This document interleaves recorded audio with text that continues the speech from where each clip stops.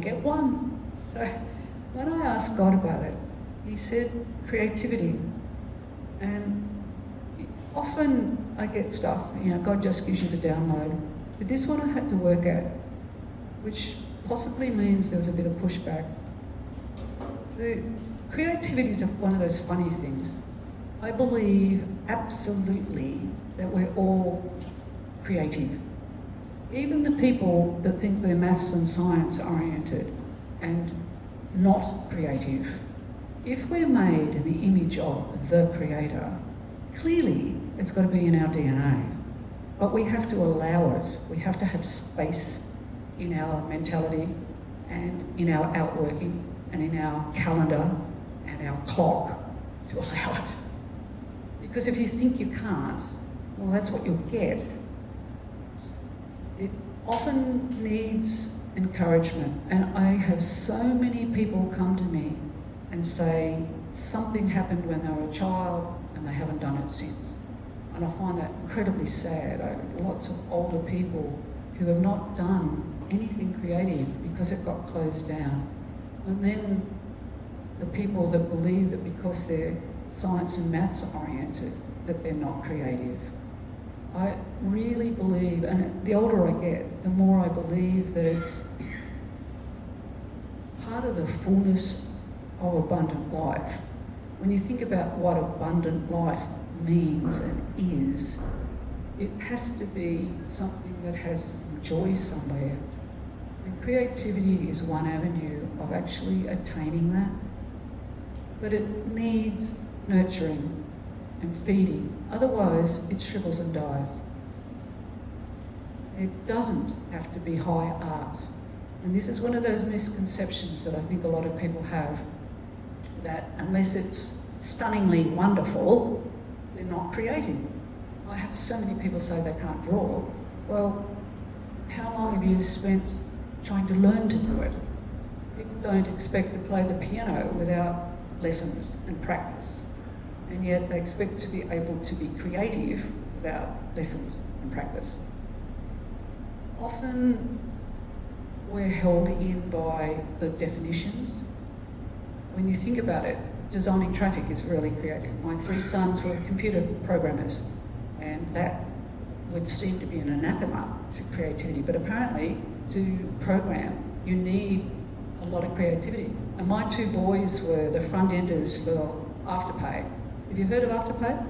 Well, they were the 2, and there was 100 back-enders. So they used their creativity and developed Afterpay. A lot of people think that, so if you're not inspired, like if you believe that you're not creative, you've got no inspiration, it just means probably that you haven't found that area that floats your boat, that excites you. So why? I mean, why does it matter?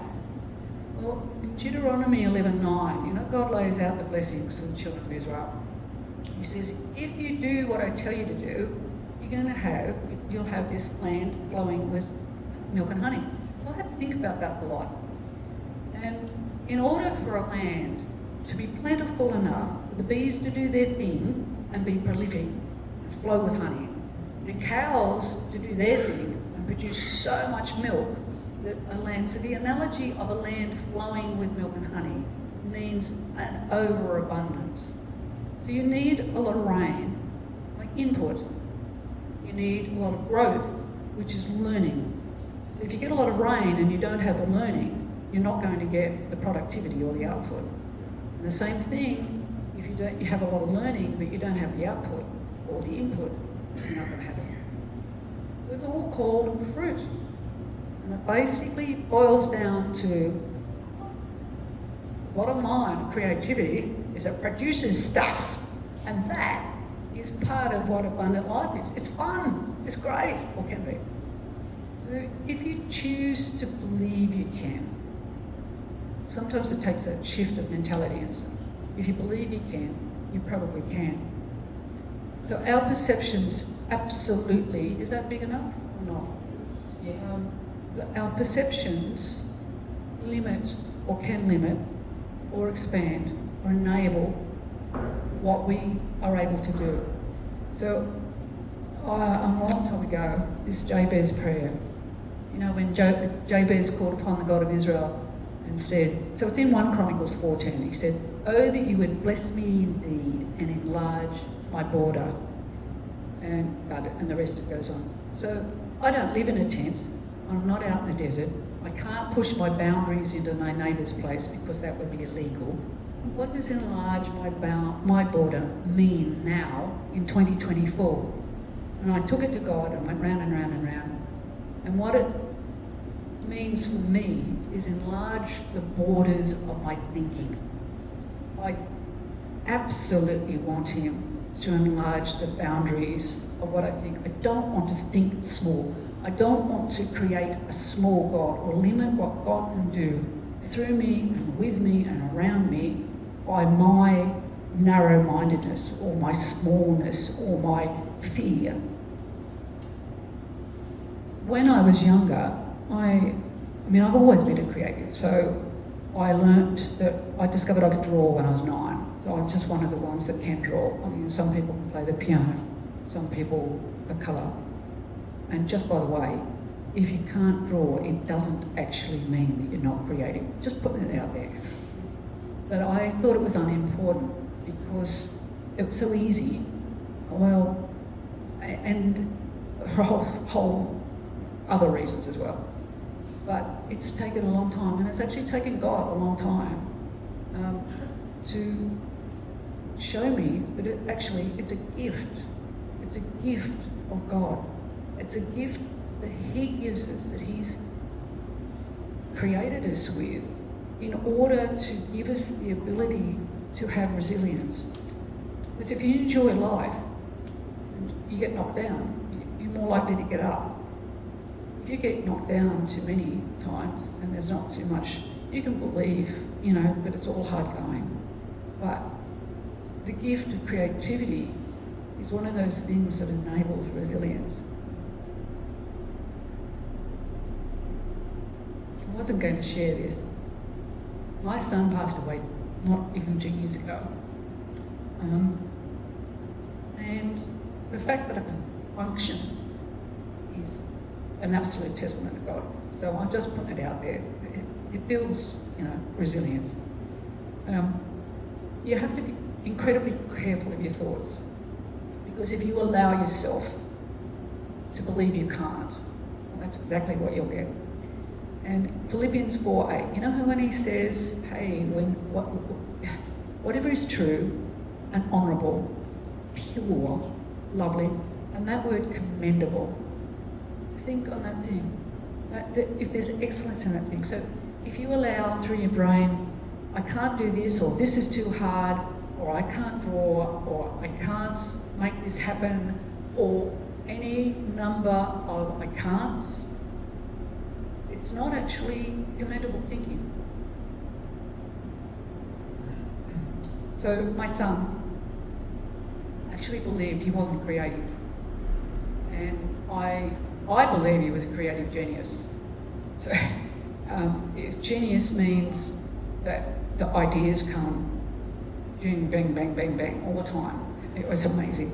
So this is his website that he had built, and he was actually #1 in the world with this. This is a downloadable escape rooms. You can download them, and he designed a number of them. But the point I'm making is that he believed he wasn't creative until there was time and space during lockdown, and he started to explore that, and he found it incredibly healing, by the way. We're not here. So, this is one that very possibly impacts a lot of people in Singapore and around the world. It's our values. I've had, because I used to be a school teacher, and I've had kids come to me and say that their parents want them to go and do some other occupation, and really all they want to do is play with art. And it's so hard to make a living out of it, so therefore it's less important. And oh man, there's an entire mountain of stuff in there to unpack, to keep going back through. And yet, in the Bible, the first chap who is recorded as having had the Spirit of God is the artist. I'm putting it out there. So, Bezalel,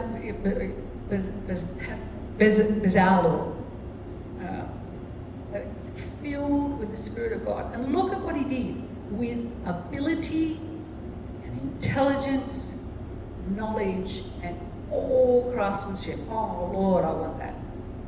I want more and more. I'm very greedy, please God. He was a polyglot.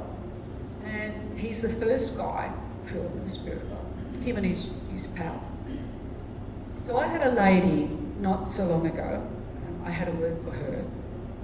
And we were at a function, and she kept coming back to me because she was trying to unpack what I'd said to her. And in the end, she realised that she had put her creativity on the shelf for decades because subconsciously she believed it was actually selfish of her if she wasn't serving other people. And that's a bit sad. Expectations are what we tell ourselves. So this is one that I had for a long time. So I can do lots of stuff, but I didn't believe I could cook, and it causes me stress and all that sort of stuff. So what it meant, I didn't entertain very much because it's all too hard, that thinking thing. And when my son passed away, one of the things that came out of it, he built this amazing community and connection and stuff. And it was a God thing. He told me to reach out to people more, that there are so many lonely people, and there are so many people. We're called to make disciples. We're called to love. Well, how do we do that if we don't connect? And I've got a big house, and so we invite people over. And you know how easy it is to open packets of food and arrange it on a plate and colour and texture and pattern and make it look nice? It's super easy. And you go to the supermarket, buy all this stuff, and away we go. So it's heaps of fun. And everybody thinks you're amazing. I've even taught my husband to do it. And everybody thinks he is just off the charts because he arranges all the fruit and everything all really nicely and everything. And I can't say, yeah, but anyway. So the top part, that top photo there, you can't see it. I get a kick out of going around my garden and cut bits and pieces of bushes and bottle brush and all that sort of stuff and lay it out on white paper over a black tablecloth, colour, texture, shape, pattern, And then you just scatter all this sort of cheese and food and all that sort of stuff. And it's shifted my perspective. I no longer keep saying, I can't cook, I don't care. But I make a point of deliberately trying to gather people. It's really important in all of that, not to worry about other people's opinions. It's one of those things that can absolutely close people down.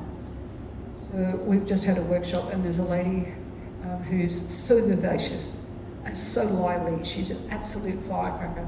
And yet she was scared to go near this canvas. And when we had a bit of a chat about it, and it was all based on what other people had thought of her art. And what's it matter anyway? If you care about what other people think, it can actually lead to intimidation. So a long time ago, when I was young, I liked to sing and worship, but I wouldn't say that I was necessarily always in tune and my voice is loud. So I had, 2 or 3 things happen, and I'm usually not worried about, I'm happy to, face up to anybody, but for some reason, this was my little Achilles heel.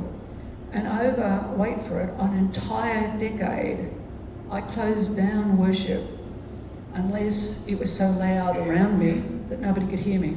So in other words, I put the fear of man before God, before worship.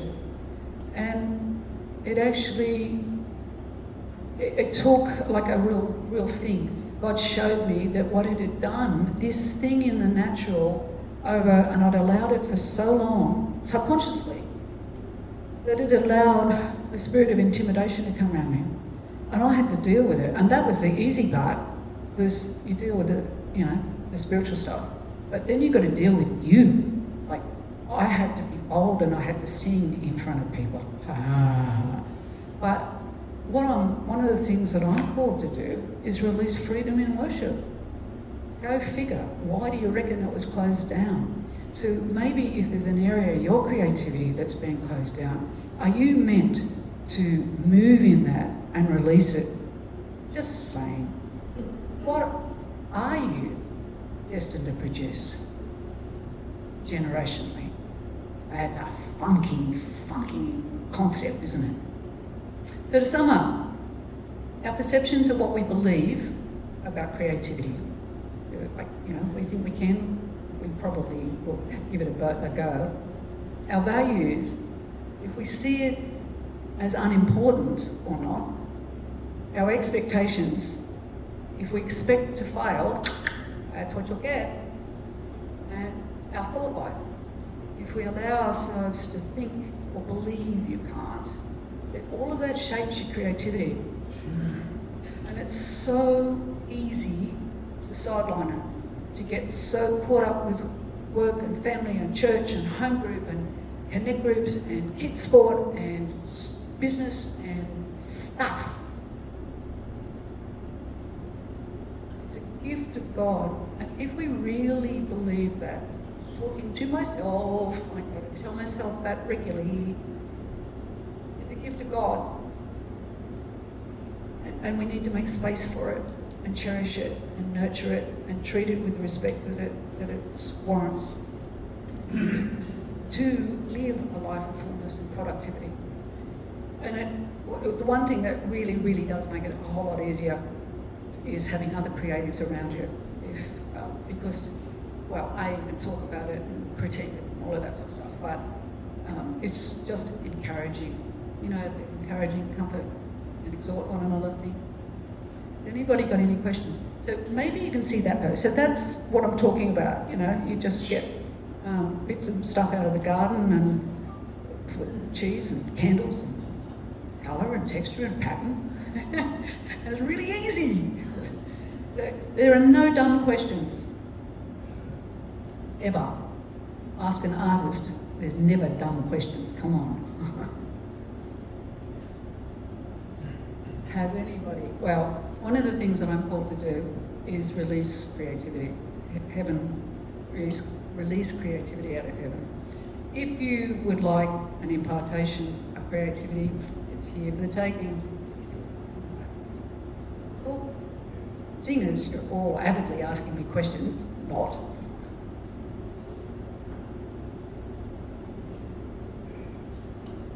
I put this down as if going to crack it.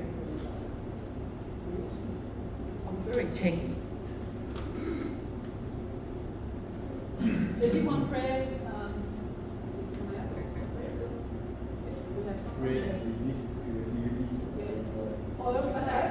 I can do that.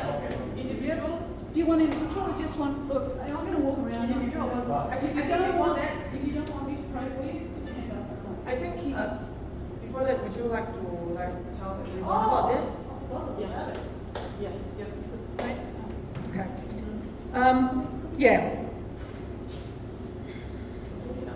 Before we came, Sarah had said that we were going to go to lunch with her friend's business. And there might be a few people there, 20 people there maybe. And I could do a painting for them and maybe talk about something. And I thought it was about prophetic art. So when I got that thing about creativity, and anyway. So the image that I got was this, and I thought, that's a bit odd, God. But anyway, you've got to go with what God is telling you to do. And I thought we were coming to a dinky little business, putting it out there. And then it's loaves and fishes, obviously. And I believe it's quite personal for Dave and his family. But the loaves and the fishes the little boy that came, there was probably 20,000 odd in that crowd, because they didn't count the women and the children. And if there's one man, there's got to be 5 others at least. But anyway, so there would have been other people there that had food that day, but none of them are listed. Just this one little boy. And here it is, 2,000 years later, that right round the entire world, wherever there's Bible teaching, that little boy's lunch is talked about, and the effect that it fed multitudes. And I see that very much as a picture for this business, an image in the spirit of what God's going to do through this business. That to start with a small, or what's seemingly small, and offered and given and multiplied. But then I see it very much as going global and a real ripple effect. Because you can imagine there's 20,000 people arranged in little groups of 50 around the world, and they picked up around the paddocks, and they picked up 12 baskets or something, so there was leftovers. So there's a plentitude thing, a global thing. I keep getting the word global. So that's what painting's about. And it just happens to go really well at the front on the tree of life. It's the right colour, the right size, and all that.